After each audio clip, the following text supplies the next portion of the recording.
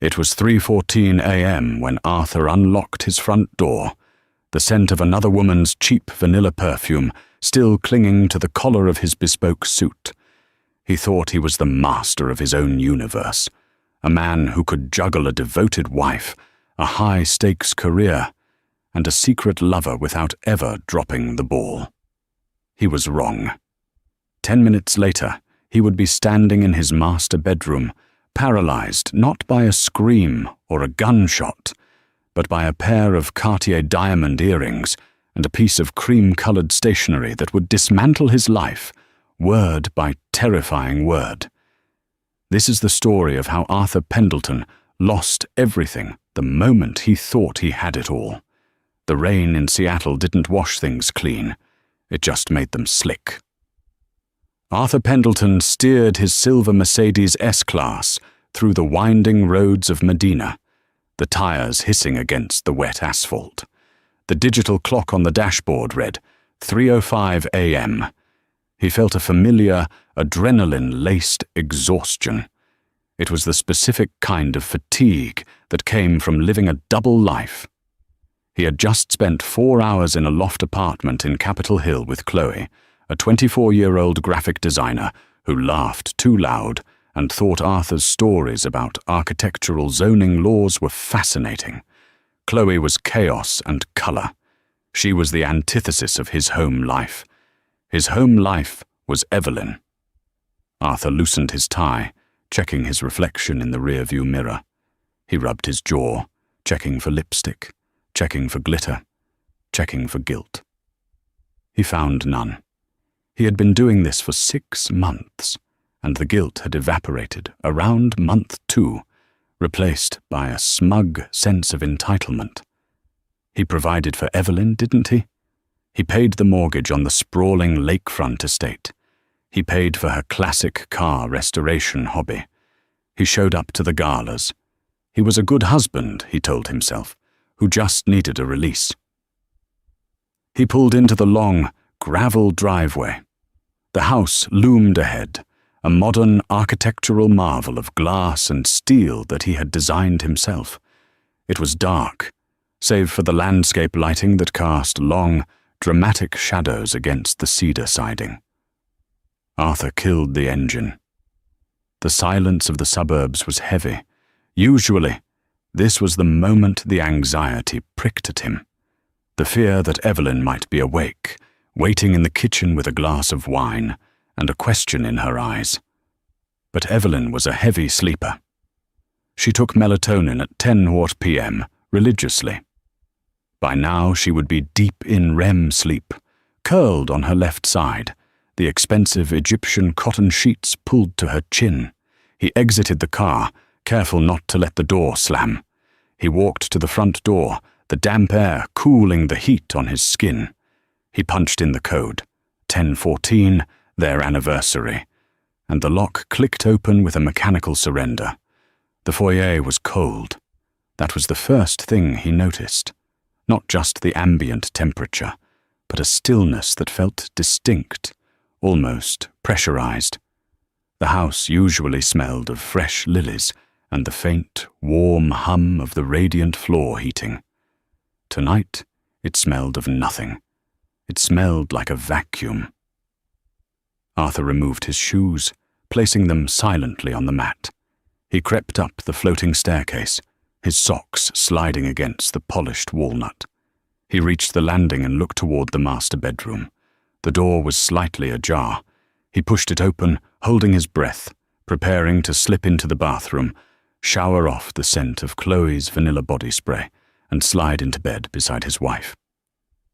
"Evelyn?" he whispered, just in case. No answer. He walked to the bed.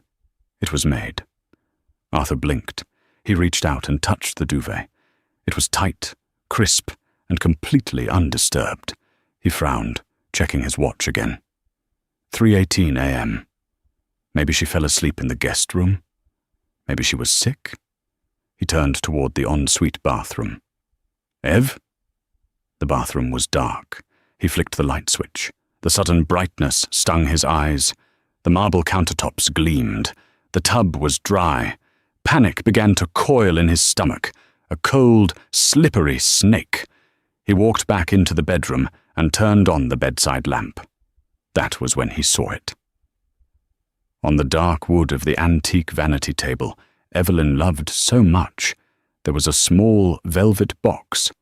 Beside it, a single sheet of paper folded once. Arthur walked over, his legs feeling suddenly heavy, like he was wading through water. He recognized the velvet box.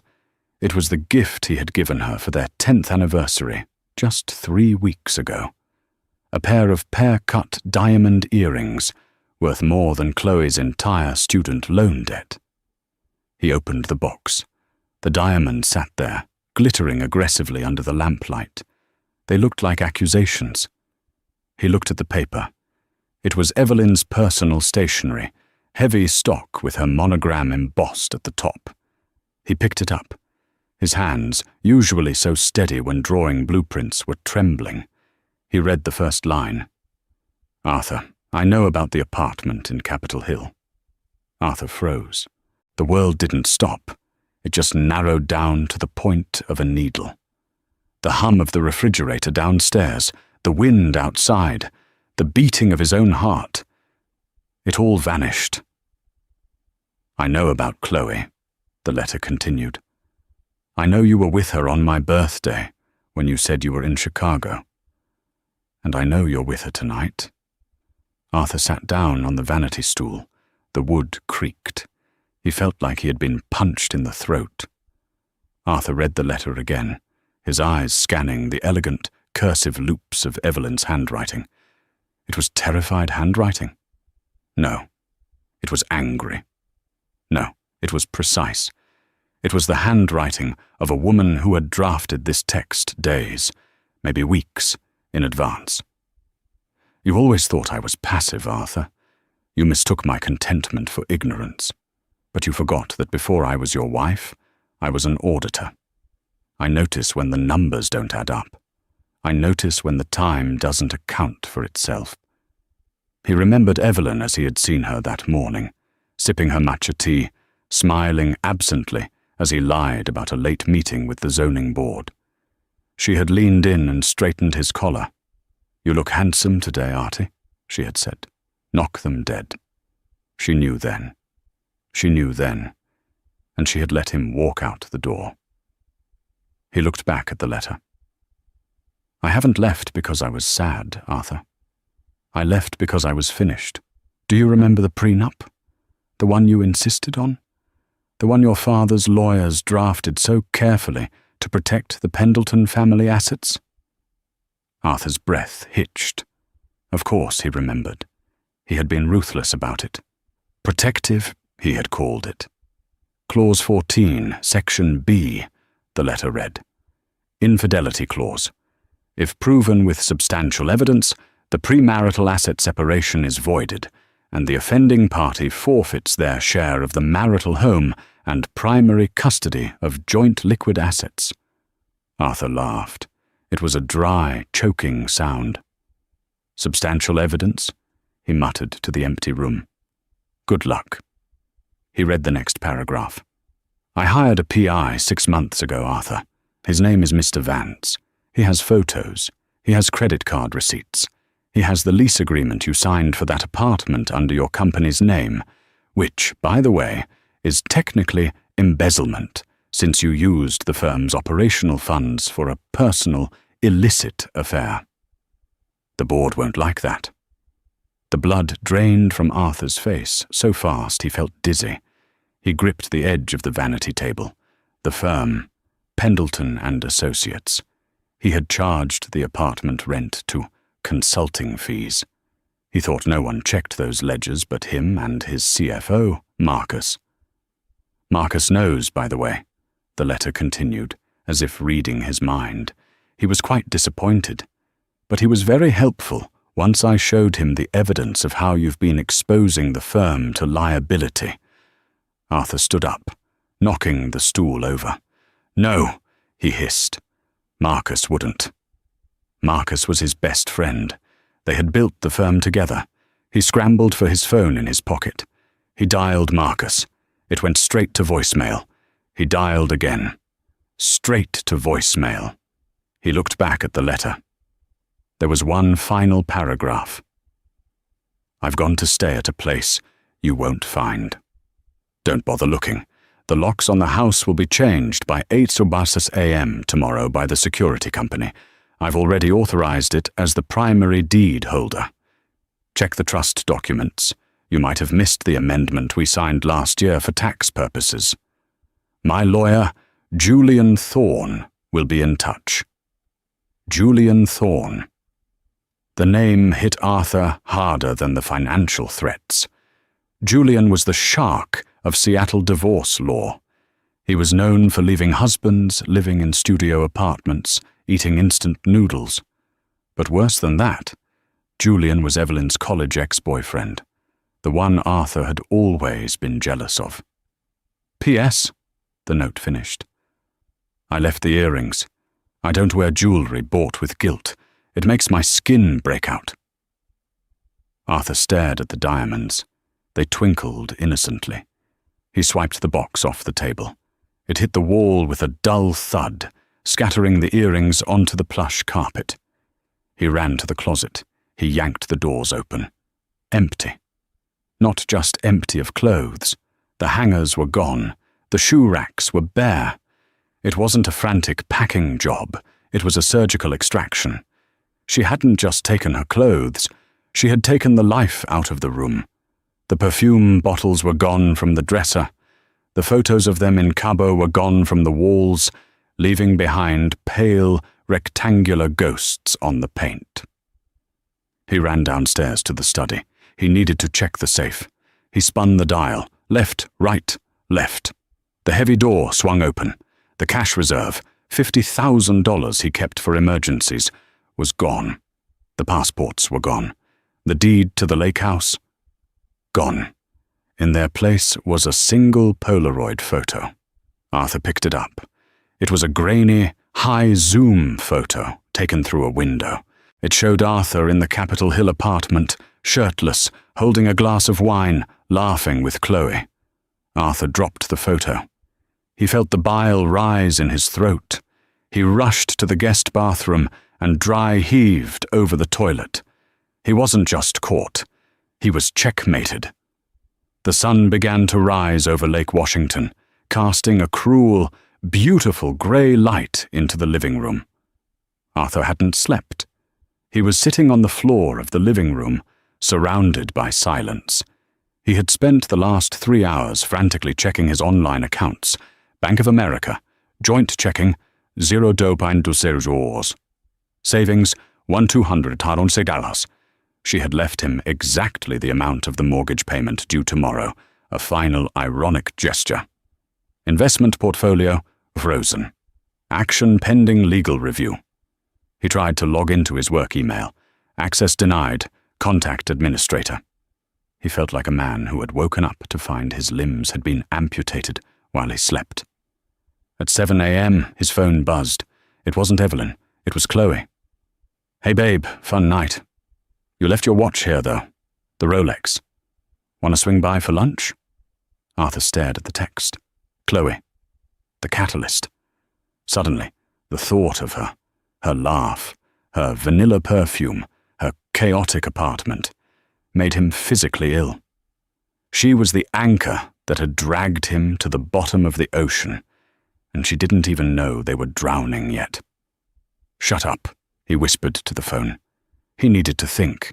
He was Arthur Pendleton. He was a fixer. He built skyscrapers. He didn't get taken down by a housewife and a lawyer. He stood up, his joints popping. He needed to find her. If he could talk to her, he could spin this. Evelyn loved him. She was hurt, that was all. This was a tantrum. A very expensive, legally complex tantrum. If he could just get in front of her, use his charm, remind her of the 10 years they had, he could fix it. But where was she? A place you won't find, she had written. Arthur went to the garage. He looked at the spot where her vintage Jaguar E-Type usually sat. It was empty. But wait, the Jaguar had a tracker. He had installed it 3 years ago when the car was stolen and recovered. He had never told Evelyn about it, because he didn't want her to worry about theft. He pulled up the tracking app on his phone. His fingers fumbled with the password. Locating vehicle. The spinning wheel mocked him. Vehicle found. Arthur's heart leapt. The map zoomed in. It wasn't in Seattle, it wasn't in Oregon. The red dot was pulsing steadily in Vancouver, British Columbia. At the Fairmont Pacific Rim Hotel, Canada. She had crossed the border. Arthur grabbed his keys. He didn't care about the firm right now. He didn't care about Marcus or the locked email. He had to get to Vancouver. He ran to his Mercedes. He jammed the key in the ignition. The engine roared to life. He backed out of the garage, tires squealing. He was going to win her back, or at the very least, he was going to stop her from destroying him. As he reached the end of the driveway, a black SUV blocked the exit. Arthur slammed on the brakes. "Move!" he screamed, hitting the horn. The driver's door of the SUV opened. A man stepped out. He was tall, wearing a charcoal suit that cost more than Arthur's car. He had silver hair and a face carved from granite. It was Julian Thorne, and he wasn't alone. From the passenger side stepped a woman. She was wearing a trench coat and sunglasses, despite the overcast sky. It wasn't Evelyn. It was Chloe. Arthur's brain short-circuited. "What?" he breathed. Chloe walked around the front of the SUV. She wasn't smiling. She looked professional, cold. Julian walked up to Arthur's driver window and tapped on the glass. Arthur rolled it down, his mind racing. "Get out of my way, Julian, and why is she with you?" Julian smiled. It wasn't a nice smile. It was the smile of a predator looking at a wounded gazelle. "Hello, Arthur," Julian said, his voice smooth as velvet. "You've met my niece Chloe, haven't you?" Arthur looked from Julian to Chloe. "Niece?" Chloe took off her sunglasses. Her eyes were hard. "It was a job, Arthur," she said, her voice devoid of the bubbly cadence she used in the bedroom. "Aunt Evelyn pays very well." Arthur felt the world tilt on its axis. The affair. The chance meeting at the coffee shop 6 months ago. The way Chloe had pursued him. You set me up," Arthur whispered. "We gave you a rope," Julian corrected. "You're the one who tied the noose and jumped." Julian leaned in closer, resting his hands on the doorframe of the Mercedes. "Now turn off the car, Arthur. We have a lot of paperwork to go over, and you don't own this car anymore. It's leased under the company, remember. And as of 6 a.m. this morning, the board of directors voted to terminate your contract for gross misconduct and misappropriation of funds." Julian held up a set of keys. "I'm here to collect the company vehicle." Arthur sat there, the engine idling, the heater blasting, as the freezing cold reality finally set in. He wasn't just checkmated. He had been playing a game he didn't even know existed. To understand the magnitude of Arthur's fall, you have to understand the silence of Evelyn Pendleton. For 6 months, Arthur believed his wife was simply a fixture in his life, a beautifully dressed mannequin who managed the household staff and attended charity luncheons. He didn't know that the mannequin was watching him with the eyes of a forensic auditor. It had started on a Tuesday in November. A simple credit card statement. Arthur was usually careful, but arrogance breeds sloppiness. He had used the joint Amex for a dinner at Canlis, a $600 meal. Evelyn had looked at the statement. She remembered that night. Arthur had told her he was ordering takeout at the office while finishing the blueprints for the tech campus in Bellevue. Most wives would have screamed. Most wives would have waited for him to come home and thrown the statement in his face. Evelyn did neither. She went to her private study, opened a fresh notebook, and wrote the date and the discrepancy. She didn't cry.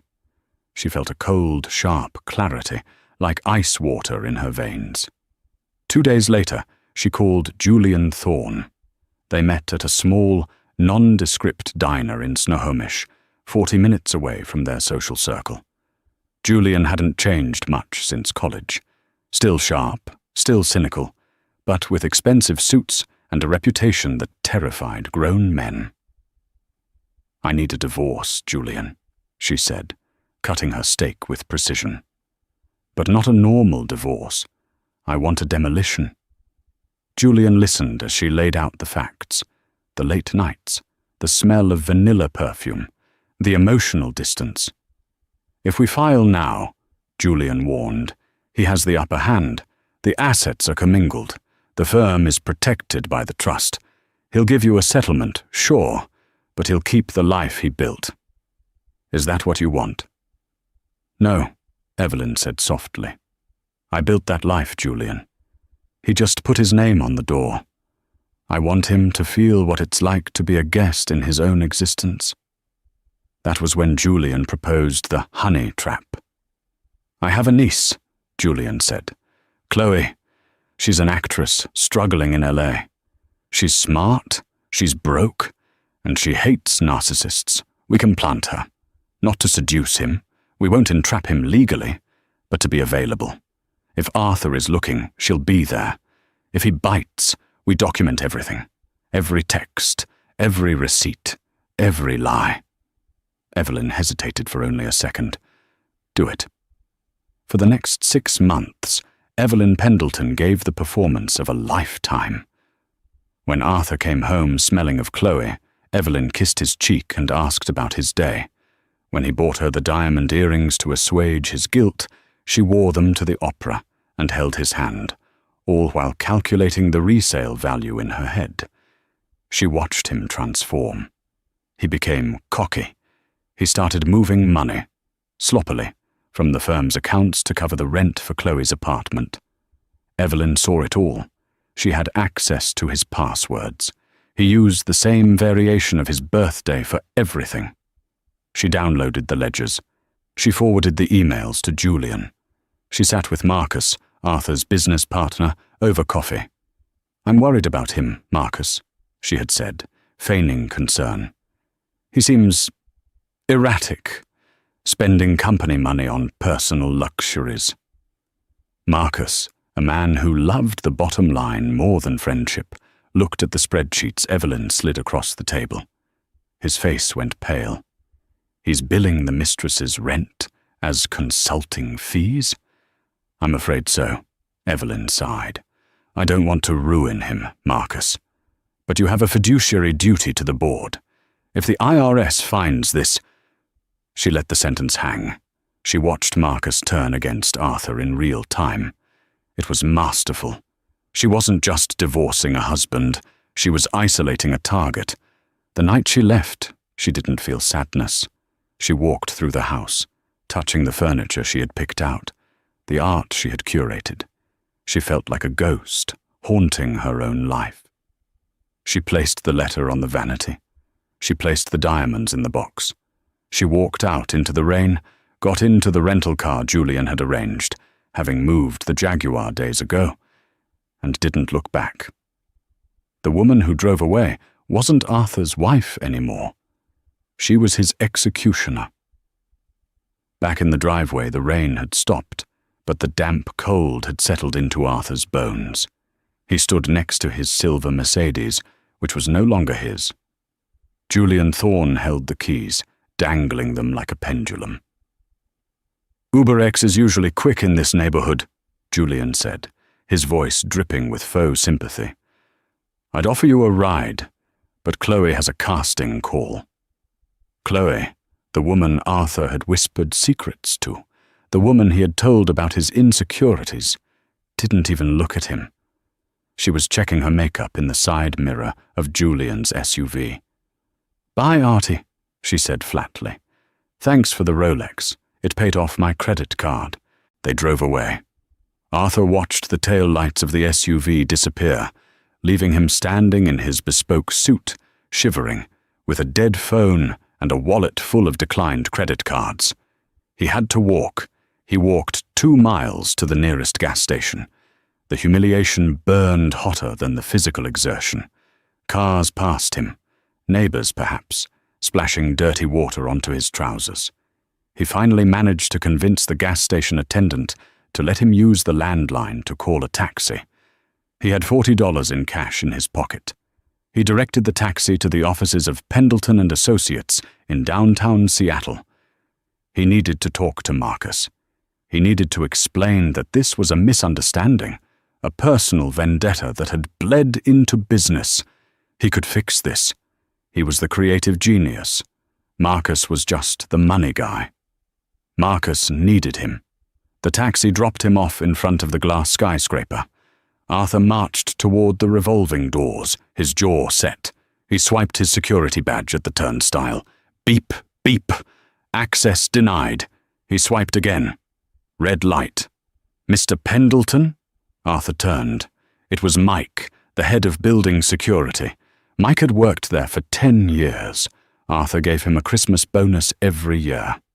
Mike, damn thing is broken, Arthur said, trying to force a laugh. Buzz me in. Mike looked down at his shoes, then back at Arthur. He looked pained. I can't do that, sir. I have a memo. You've been barred from the premises. Barred? Arthur's voice rose an octave. I own this damn building, Mike. I designed the lobby we're standing in. Sir, please, Mike said, stepping forward, his hand hovering near his belt. Don't make this a scene. Marcus left a box for you.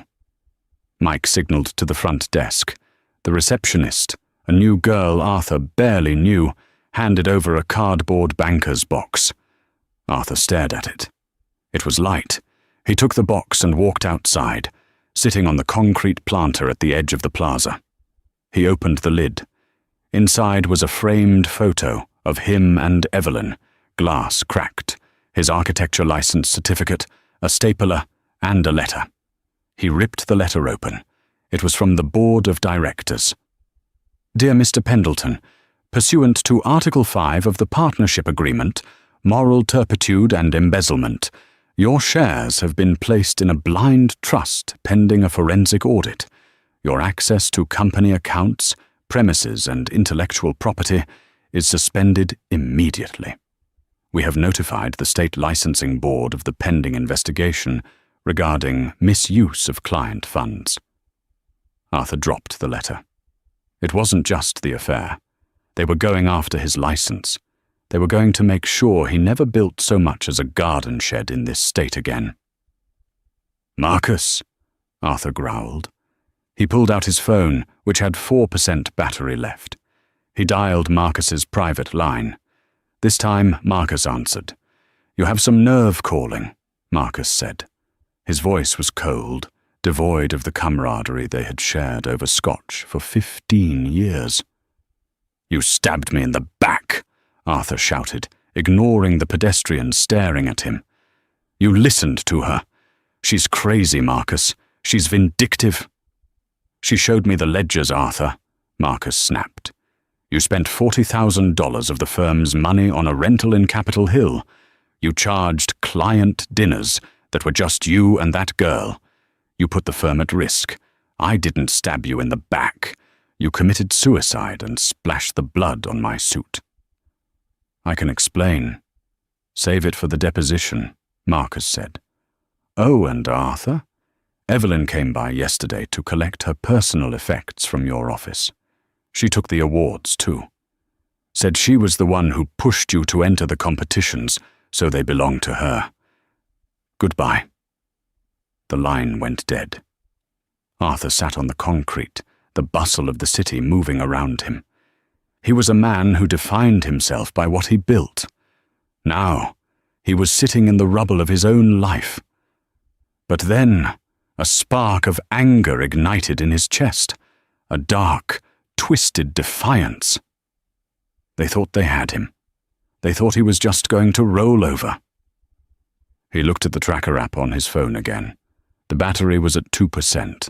Vancouver, BC, Fairmont Pacific Rim.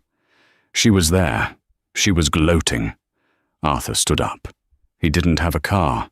He didn't have access to his bank accounts, but he had the $5,000 emergency cash stash hidden in a hollowed-out book in his mother's old house, a house he hadn't sold yet, sitting empty in Tacoma. He would get the cash. He would rent a car. He would drive to Vancouver. He wasn't going to let her win without looking her in the eye. The drive to Vancouver took 4 hours. Arthur drove a rented Ford Focus that smelled of stale cigarettes. It was a humiliating downgrade from the S-Class, but his rage fueled him. He crossed the border with a glare at the customs agent, his knuckles white on the steering wheel. He arrived at the Fairmont Pacific Rim at 8 p.m. The hotel was luxury incarnate, modern, sleek, expensive. It was exactly the kind of place Evelyn would choose. He walked to the front desk. He looked disheveled, his suit wrinkled, his eyes bloodshot, stubble darkening his jaw. "I'm here to see my wife," he told the concierge. "Evelyn Pendleton." The concierge typed into the computer. "I'm sorry, sir. We don't give out guest information." Arthur slammed his hand on the marble counter. "I know she's here. Her car is in your valet lot. I just saw it." The concierge didn't flinch. "Security," he said into his earpiece. "Wait," Arthur said, lowering his voice. He pulled out a wad of cash, $500. He slid it across the counter. "Just tell me the room number. Please. It's an emergency. She has my medication." The concierge looked at the money, then at Arthur. He sighed. "Room 2104. But if you cause a disturbance, the police will be called." Arthur didn't wait. He sprinted to the elevators.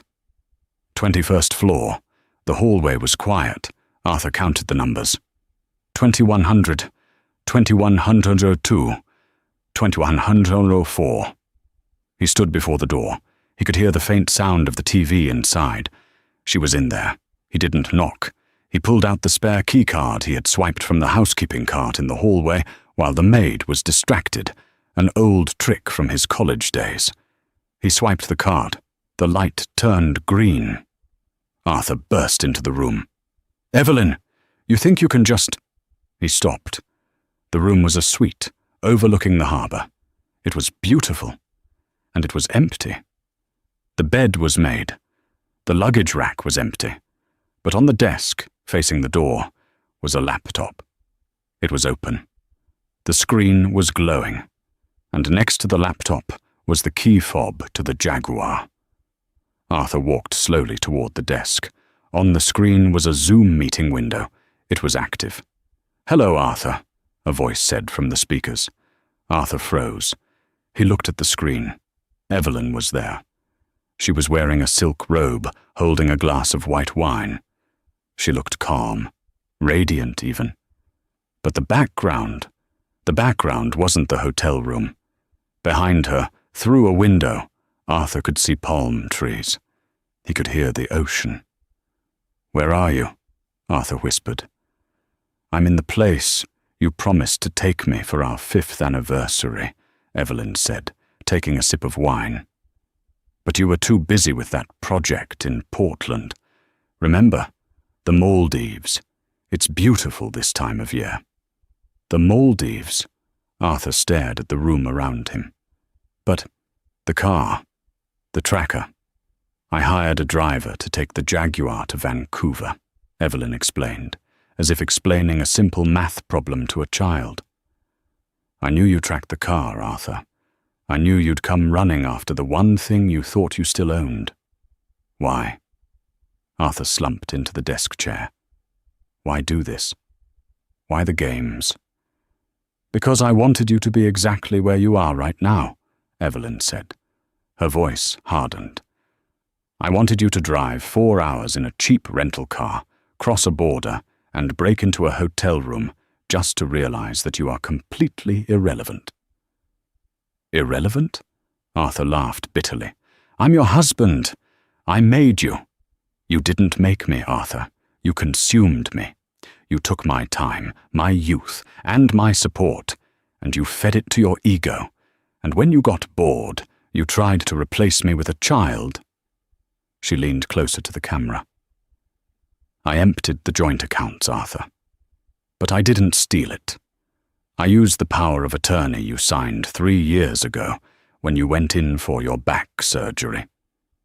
You never revoked it. I liquidated our assets and transferred them to an offshore trust in the Caymans. It's untouchable. You'll get it back, maybe in a few years, after the lawyers take their cut. But for now, you have nothing."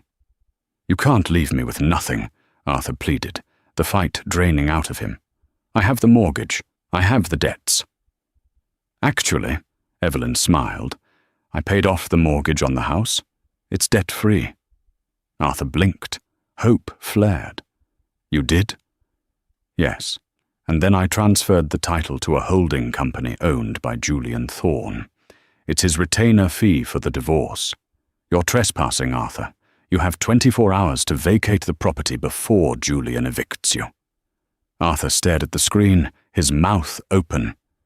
She had given his house, his masterpiece, to the man he hated most in the world. "Goodbye, Arthur," Evelyn said. "Enjoy the view of Vancouver. I hear it's rainy." The screen went black. Arthur sat in the empty hotel room. He looked at the Jaguar key on the desk. He was in a foreign country, with no job, no house, no wife, and the realization that for the last 6 months he hadn't been the player. He had been the pawn. He walked to the window and looked out at the dark water of the harbour. He saw his reflection in the glass. He looked small, but the story wasn't over. Arthur Pendleton was a narcissist, and narcissists don't die quietly. They burn everything down on their way out. He picked up the Jaguar key. He wasn't going to drive home. He was going to find Julian Thorne. The drive south from Vancouver was not a journey. It was a hemorrhage. Arthur Pendleton tore down the I-5 corridor at 110 miles per hour, the stolen Jaguar E-Type screaming beneath him. The car, a vintage masterpiece of British engineering that Evelyn had restored with her own money, vibrated violently at that speed, the steering wheel shuddering in his grip like a living thing trying to buck him off. Arthur didn't care. He wasn't driving with skill, he was driving with entitlement. The rain had returned, transforming the highway into a ribbon of obsidian slickness. Every wiper blade stroke against the glass sounded like a judge's gavel. Thwack, thwack, thwack. Inside the cabin, the air was thick with the smell of old leather and Arthur's own sour panic. He was talking to himself, a manic, disjointed monologue that filled the silence. "She can't just take it," he muttered, his eyes wide and unblinking, fixed on the darkness ahead. "It's a trust. It's a revocable trust. I can revoke it. I can revoke her."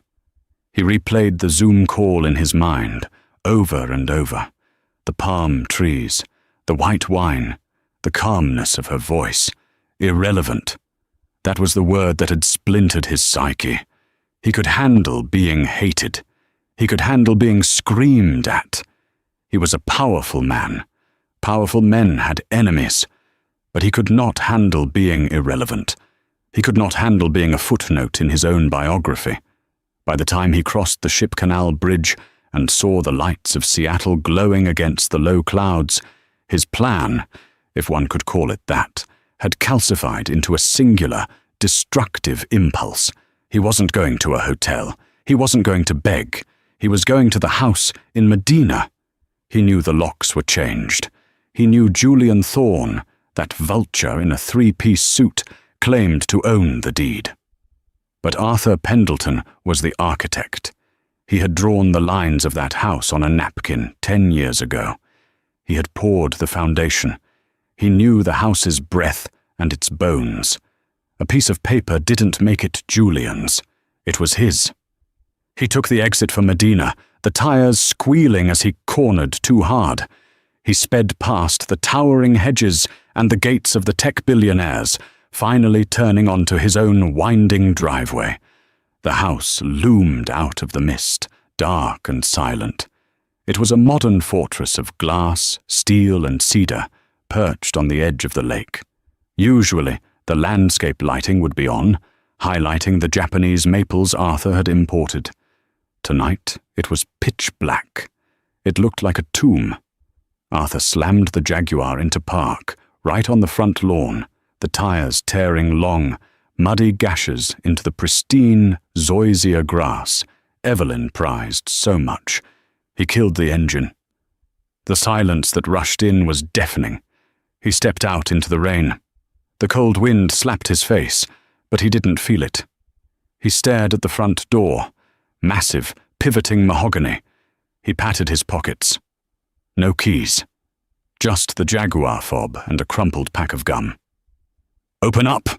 he screamed at the dark facade. His voice cracked, raw and pathetic against the wind. "Julian, I know you're in there." No answer.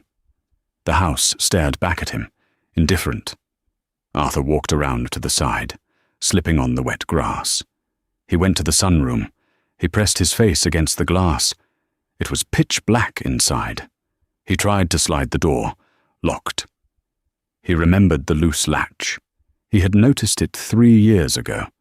A slight defect in the manufacturing of the German sliding mechanism. He had meant to fix it. But there was always a meeting, always a gala, always a Chloe. He gripped the handle, lifted the heavy pane upward with all his strength, and shoved. It didn't budge. Evelyn had fixed it. Of course she had. She had fixed the latch just like she had fixed the finances, quietly, efficiently, without telling him. Rage, hot and blinding, flooded his vision. He looked down and saw a decorative river rock, a smooth, heavy grey stone used in the landscaping border. He picked it up. It was heavy, cold, and primitive. He walked back to the front of the house. He didn't hesitate. He swung the rock with a guttural roar, smashing it into the narrow, tempered glass panel beside the front door. Crash. The sound was explosive, shattering the suburban stillness. Shards of glass rained down onto the slate entryway, glittering like the diamonds he had bought to silence his guilt. Arthur reached through the jagged hole, his sleeve snagging on a shard, tearing the fabric of his suit and slicing into his forearm. He didn't feel the pain. He fumbled for the thumb turn on the inside deadbolt. He twisted it. Click. He pushed the door open and stumbled into the foyer. "Julian!" he bellowed. "Get your ass out here!" He slapped the wall panel, hitting the all-on scene for the Lutron lighting system. The house flooded with light. Arthur blinked, shielding his eyes. As his vision adjusted, the breath left his lungs. The house was gutted. The foyer, usually dominated by a massive abstract sculpture and a Persian runner, was bare. The walls, once adorned with curated local art, were naked, displaying only the faint, darker squares where the frames had hung for a decade. The living room beyond was a graveyard of white sheets. The few pieces of furniture remaining, the sofa, the grand piano, were draped in dust covers, looking like shapeless ghosts. It smelled wrong. The scent of lilies and beeswax that had defined his home for 10 years was gone, replaced by the smell of ammonia, cardboard, and something sharper. Scotch. "You're trespassing, Arthur." The voice came from above, calm, resonant. Arthur spun around, his wet shoes squeaking on the hardwood. Standing on the mezzanine landing, leaning casually against the glass railing, was Julian Thorne. He looked infuriatingly at home. He was wearing a navy silk dressing gown over a white dress shirt and trousers, holding a crystal tumbler of amber liquid. He looked down at Arthur, not with fear, but with the mild annoyance one might show a muddy dog that had run into the house. And he wasn't alone. From the shadows of the hallway behind Julian, a woman stepped forward. She was wrapped in a thick, cream-colored cashmere throw blanket. Her hair was pulled back in a messy bun, and she was holding a mug of tea. It was Chloe. But it wasn't the Chloe Arthur knew. The Chloe he knew was bubbly, wide-eyed, and looked at him like he was a god. This woman looked tired. Her eyes were sharp, cold, and entirely devoid of affection. "You," Arthur breathed, the words scraping his throat. "You're in my house, wearing my wife's clothes." "Technically," Chloe said, her voice dry and devoid of the baby doll lilt she had used for 6 months. "This is Julian's guest blanket, and the house belongs to the Pendleton Asset Liquidation Trust. So, you're in the Trust's house." Arthur charged the stairs. He made it up 3 steps before he stopped, his legs suddenly feeling like lead. He gripped the banister, his knuckles white. "I'm going to kill you," Arthur whispered, shaking. "I'm going to kill both of you." "I wouldn't recommend that," Julian said, taking a slow sip of his drink. "The silent alarm triggered the moment you broke the glass, Arthur. Medina police response time averages 4 minutes. You have about 90 seconds left." "Let them come!" Arthur shouted, pointing a finger stained with his own blood at Julian. "I'll tell them everything. I'll tell them about the setup, the entrapment. You hired a whore to seduce me so you could steal my company." Chloe didn't flinch at the slur. She just took a sip of her tea, watching him over the rim of the mug. "It wasn't entrapment, Arthur. Entrapment requires coercion. Did I force you to buy me that apartment? Did I force you to skip your wife's birthday? Did I force you to tell me you loved me more than you ever loved her?" "You lied," Arthur screamed. "Everything was a lie." "The affection was a lie, yes," Chloe admitted calmly. "But the data? The data was very real. You have sloppy OPSEC, Artie. You left your laptop open. You used the same passcode for your phone as your garage door. You made it so easy. It was actually boring." Arthur felt the room spinning. Boring. He was the dynamic genius. He was the architect of the skyline. He couldn't be boring. "You think this holds up in court?" Arthur looked at Julian, desperate for a legal foothold. "Adultery doesn't void a prenup in this state. Not like this. I'll sue you for conspiracy." Julian set his glass down on the railing. He looked at Arthur with genuine pity. "You still don't get it, do you?" Julian said softly. "You think this is about the affair. You think Evelyn destroyed your life because you cheated. She's a jealous, vindictive—" "Arthur, stop!" Julian commanded. The authority in his voice snapped Arthur's mouth shut. "Evelyn didn't leave you because you were sleeping with Chloe. She could have lived with that. She left you because you were dangerous." Arthur frowned. "Dangerous? I'm an architect, not a gangster." 3 months ago, Julian said. "You were in bed with Chloe. You had consumed a bottle of Camus. You were feeling expansive, boastful." Chloe reached into the pocket of her borrowed robe and pulled out a small, black digital voice recorder. She held it up. "Do you remember what you told me about the Bellevue high-rise project?" Chloe asked. Arthur's blood ran cold. The Bellevue project, the zoning variance, the height restriction that had threatened to kill the deal. I don't know what you're talking about." "Press play, Chloe," Julian said. Chloe pressed the button. The audio was crisp. Arthur's voice filled the cavernous, empty foyer. It was unmistakable.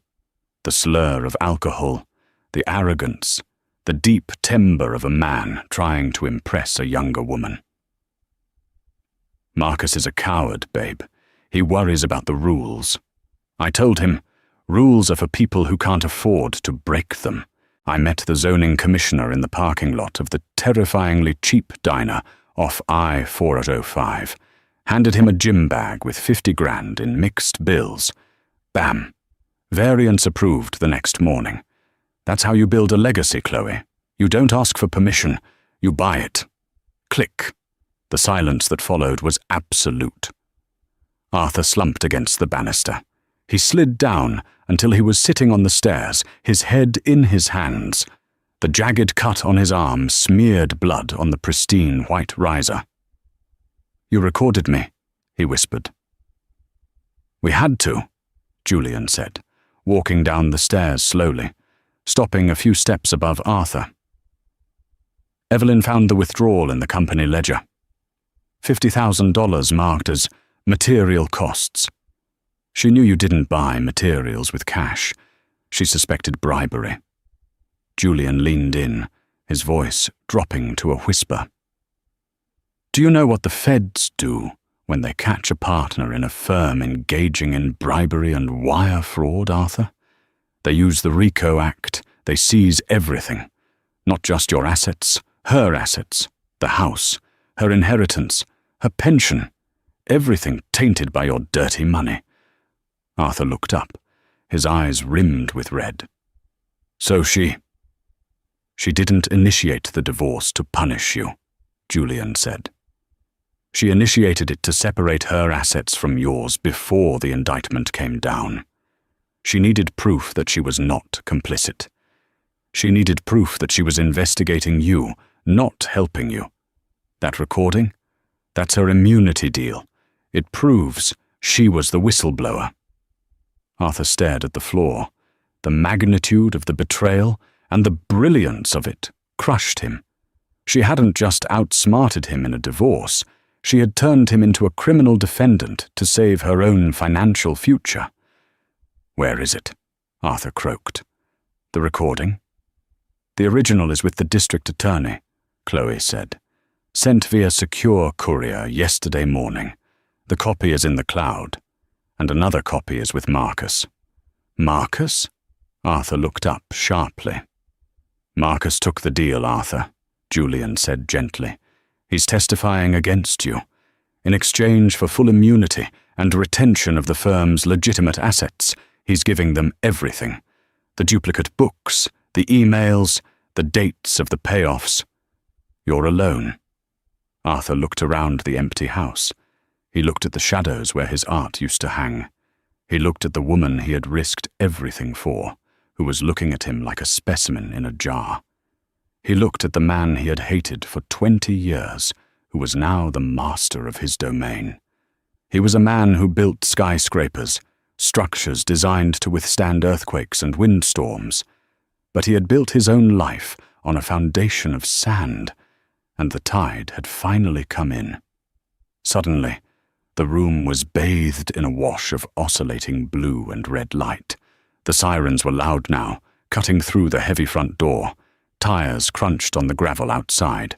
Car doors slammed. "Police! We have the perimeter secured!" a voice shouted from outside. Arthur didn't move. He didn't run. There was nowhere to run. The Cayman's account Evelyn mentioned, he couldn't access it. His passport, gone. His reputation, dead. He looked up at Julian one last time. "Does she?" Arthur's voice broke. He cleared his throat, trying to summon one last shred of dignity.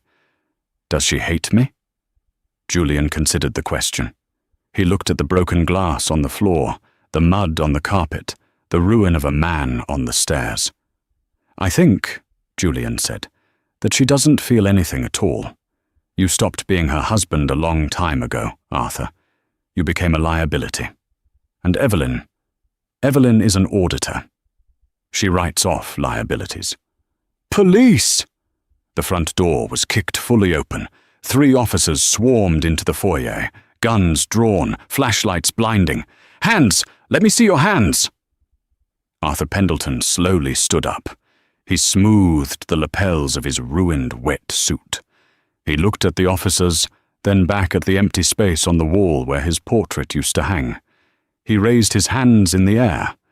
As the officers rushed him, forcing him against the wall to cuff him, Arthur saw Chloe turn away and walk back into the shadows of the hallway. Julian took a sip of his scotch, watching the arrest with the dispassionate interest of a man watching the evening news. The cold steel of the handcuffs clicked around Arthur's wrists. It was the only jewelry he would be wearing for a very long time. Arthur Pendleton was sentenced to 6 years in federal prison for bribery and wire fraud. The scandal destroyed Pendleton and Associates.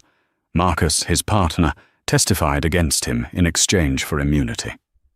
Evelyn never returned to Seattle.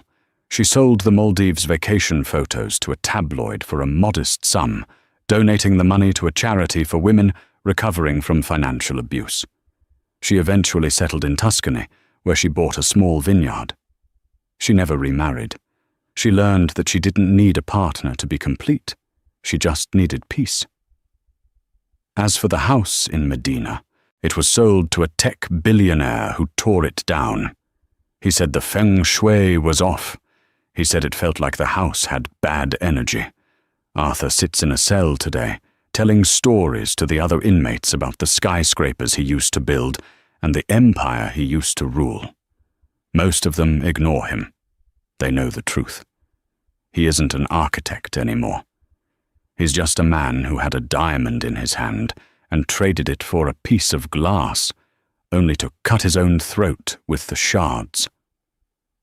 The tragedy of Arthur isn't that he fell. It's that he fell from a height he never really deserved to stand on in the first place. And that is the story of Arthur and Evelyn. It's a brutal reminder that the grass isn't always greener on the other side. Sometimes it's just artificial turf covering a trap door. Evelyn played the long game, not out of malice, but out of survival. She turned her pain into a strategy and walked away, not just with her freedom, but with her dignity intact. What do you think? Was Evelyn's revenge too cold, or did Arthur get exactly what he deserved? I want to hear your verdict in the comments below. Team Evelyn or Team Too Far? If you enjoyed this story of betrayal, twists, and karma, please hit that like button. It really helps the channel grow. And don't forget to subscribe and ring the bell so you never miss a new story. We have a crazy one coming up next week about a lottery winner who faked his own death. You won't want to miss it. Thanks for watching, and stay safe out there.